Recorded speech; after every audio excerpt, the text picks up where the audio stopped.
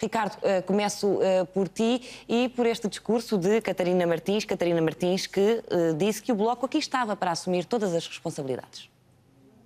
Sim, o Bloco de Esquerda está a preparar duas coisas. Está a preparar, obviamente, as eleições legislativas e a querer dar sinais ao Partido Socialista sobre aquilo que poderá vir a ser o entendimento dos bloquistas com os socialistas para a próxima legislatura, e está também a preparar a discussão do Orçamento de Estado, dando já sinais muito claros ao Governo de que não aceitará, ou pelo menos no discurso político, não estará disposto a aceitar aquilo que consideram ser já algumas medidas de austeridade, ou pelo menos o retrocesso em relação a evoluções que os bloquistas gostavam que fosse um bocadinho mais arrojado. E isso são, neste momento, sinais que António Costa certamente vai ler, sabe ler, quererá naturalmente julgar do ponto de vista político, estando numa posição tranquila, que é a posição quase da carochinha que pergunta quem é que quer casar com ele, na medida em que, como o próprio António Costa disse no discurso de rentrée socialista, o Partido Socialista é o partido imprescindível e, portanto,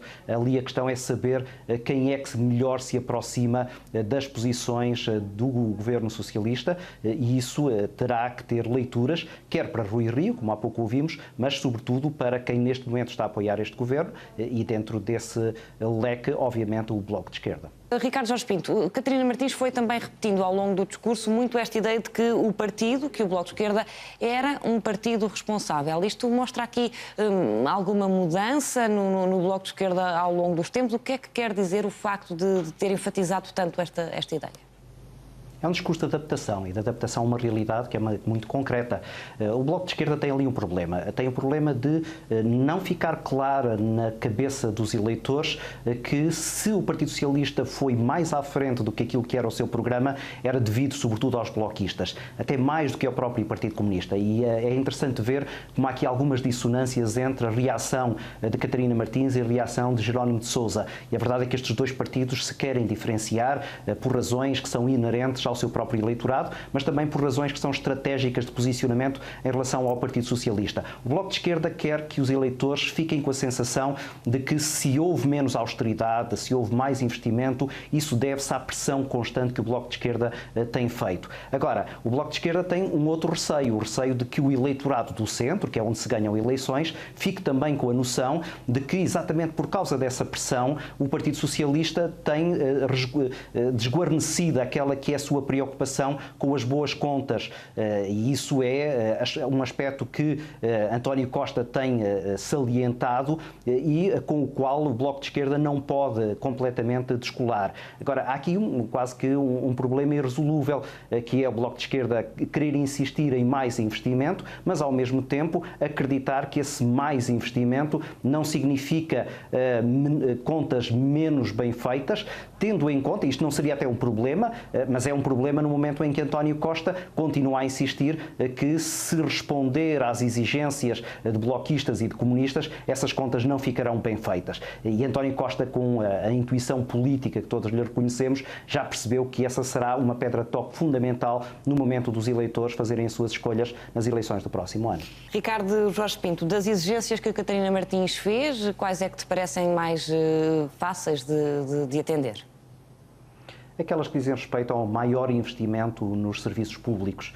E aí o Partido Socialista já deu sinais de que fará um esforço adicional para que muitos destes serviços, alguns dos quais têm dificuldades prementes, possam ser socorridos por um orçamento de Estado um bocadinho mais flexível. Agora, já se percebeu que há outras áreas em que António Costa já desenhou uma linha vermelha. A questão, por exemplo, que envolve os professores e a contagem de serviço, aí António Costa já disse de forma muito clara, não há neste momento margem de manobra para acomodar aquilo que nas contas do Partido Socialista e do Governo são cerca de 600 milhões de euros para dar resposta às exigências dos sindicatos, que são apoiados sobretudo pelo Partido Comunista, mas também pelo Bloco de Esquerda, que está em perfeita sintonia com as posições, por exemplo, da FENPROF. E, portanto, essa é uma linha vermelha que não será ultrapassada, mas António Costa sabe que não pode deixar bloquistas e comunistas perderem a face perante o seu eleitorado.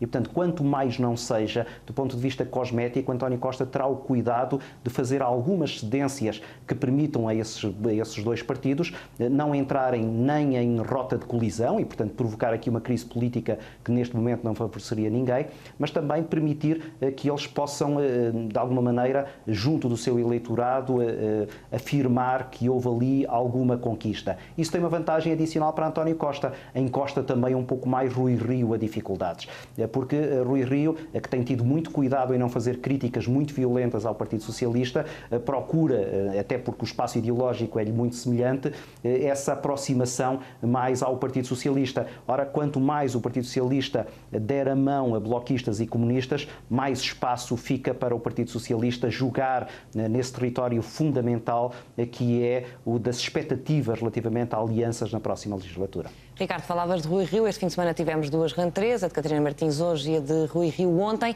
e hoje tivemos o Presidente da República a dizer que estas rentrées já não são como eram.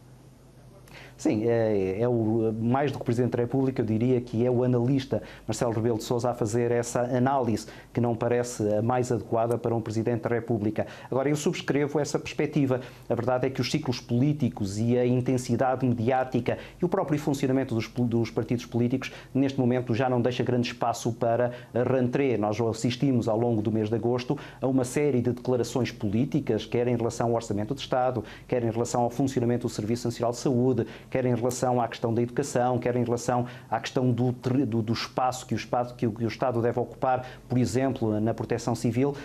Isso teve de tal maneira presente que chamar agora rentrée ao que quer que se faça parece-me exagerado. A não ser em relação a Rui Rio. Se há aqui um político que pode neste momento reclamar uma rentrée, porque se manteve em silêncio praticamente durante um mês, esse é o do líder do PSD. De resto, todos os outros partidos, incluindo o próprio Governo, estiveram de tal maneira ativos que não há neste momento nenhuma razão, a não ser um pretexto para ter alguma visibilidade mediática, para ainda se falar dessa mesma rentrée. Como é que correu este regresso de Rui Rio depois das férias? A rentrée política propriamente, a rentrée política propriamente dita ainda está por acontecer. Acontecerá agora na Universidade de Verão, como tu há bocado dizias. É para aí que estão prometidas as ideias que de alguma maneira serão a base fundamental do programa eleitoral do PSD. Para já, ele quis falar para dentro do partido. Não me parece que ele tenha posto água na fervura, como foi a leitura da peça da RTP.